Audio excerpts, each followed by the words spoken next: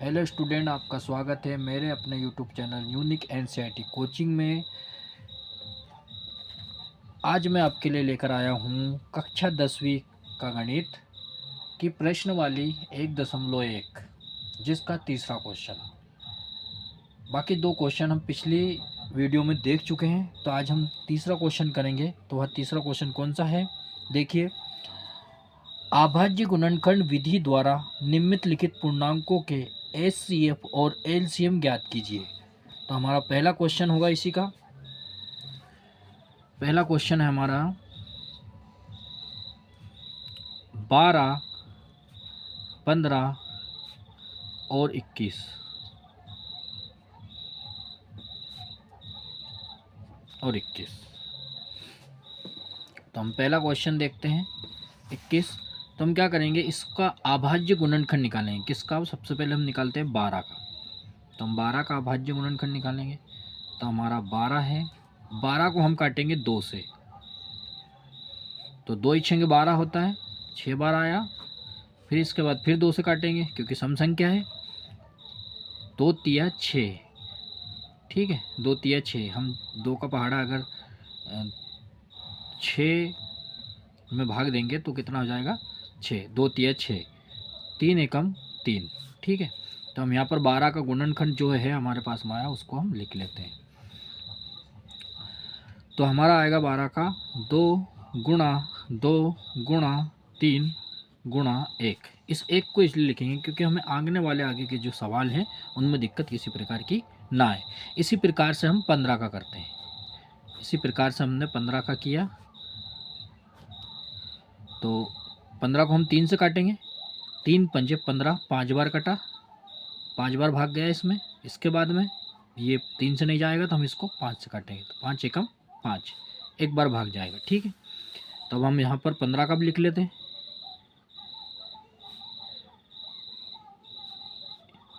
देखो यहाँ पर हम लिख लेते हैं 5 गुणित 3 गुणित 1, ठीक है। हम इसे सीरियल से जमा लेते हैं ताकि हमें किसी प्रकार की प्रॉब्लम ना आए। आगे देखते हैं अगला है हमारा 21। तो 21 को भी इसी प्रकार से कर लेते हैं। 21 को भी इसी प्रकार के कर लेंगे। तो 21 को हम 21 में भाग देंगे हम 3 से।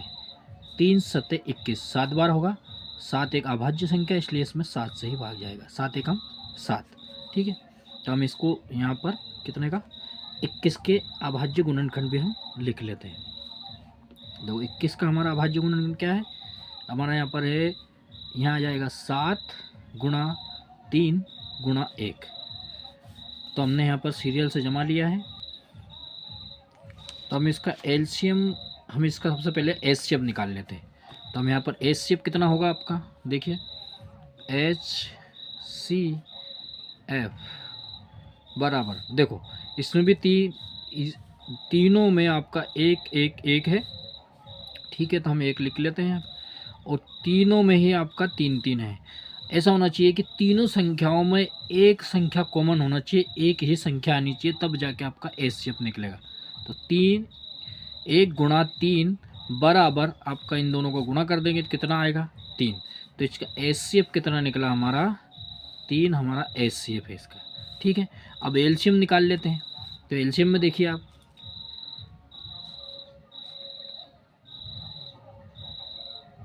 एलसीएम बराबर, देखो एलसीएम बराबर, देखो यहाँ पर ये 2 है तो हम 2 लिख लेंगे। 2 गुणा इसमें तीनों में 3 है, इसलिए हम इसको एक बार लिखेंगे। 3 गुणा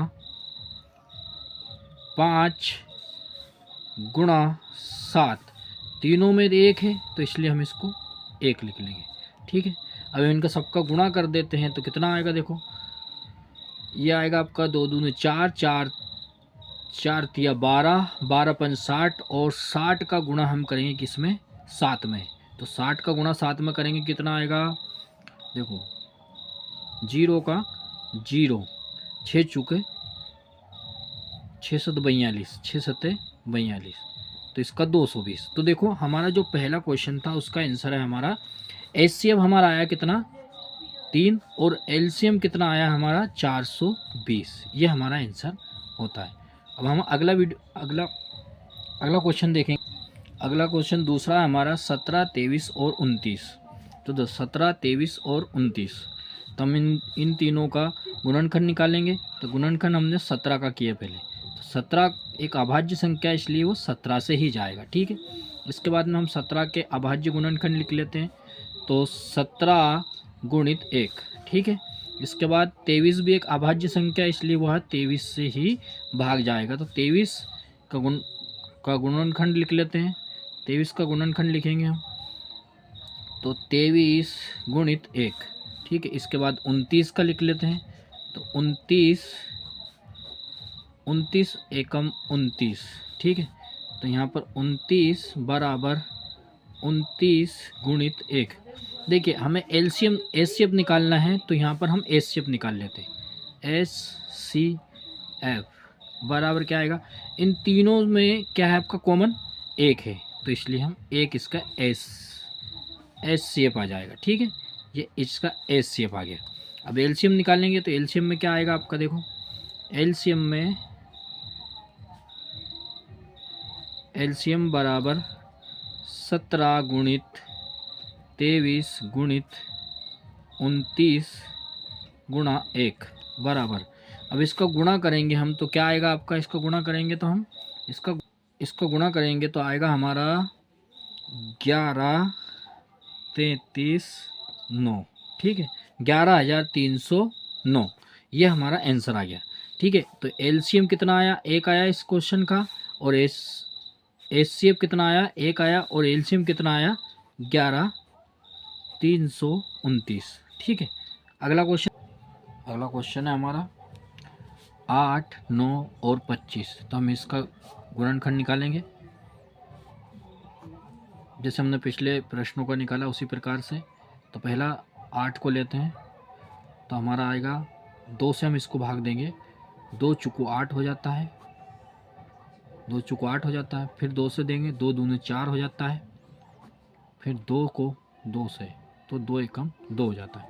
तो हम यहाँ पर 8 के गुणनखंड लिख लेते हैं पहले, तो 8 के हो जाएंगे 2 गुणा 2 गुणा 2 गुणा 1, ठीक है। ये 8 के हो गए।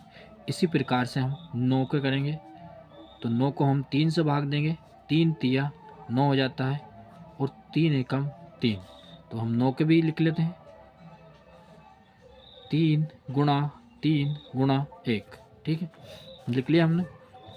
अगला हमें 25, तो हम 25 के भी इसी प्रकार से करेंगे, तो 5 से काटेंगे, 5 25, 5 एकम 5, ठीक है, क्योंकि ये 5 से ही जाता है, ठीक है। तो हम इसको भी लिख लेते हैं, इसके भी गुणनखंड लिख लेते हैं, तो 5 गुणा 1। देखिए हम इसका एचसीएफ निकालेंगे, तो एचसीएफ क्या होगा हमारा, एचसीएफ होगा हमारा एचसीएफ बराबर 1 होगा, क्योंकि तीनों में एक आपका कॉमन है, इसलिए यह एक इसका एचसीएफ होगा, ठीक है। एचसीएफ निकला। अब हम एलसीएम निकालेंगे, तो यहाँ पर एलसीएम बराबर, एलसीएम में क्या आएगा, यहाँ पर 3, तो 2 गुणा 2, ठीक है। फिर 3 गुणा 3, ठीक है। फिर 5 गुणा 5, क्योंकि इन तीनों में यह एक संख्या कॉमन नहीं है, इसलिए हम इसको इस प्रकार से करेंगे, और ये एक हमारा जो है कॉमन है सभी में, ठीक है। तो यहाँ पर हम लिख लेते हैं इसका एलसीएफ, इसका जो एलसीएम होगा वो हम यहाँ पर करेंगे, तो टोटल आएगा आपका 1800, ठीक है। ये 1800 इसका एलसीएम आया। तो इसका एचसीएफ क्या है, 1 है, एलसीएम क्या है 1800। तो फिर मिलते हैं अगले वीडियो में।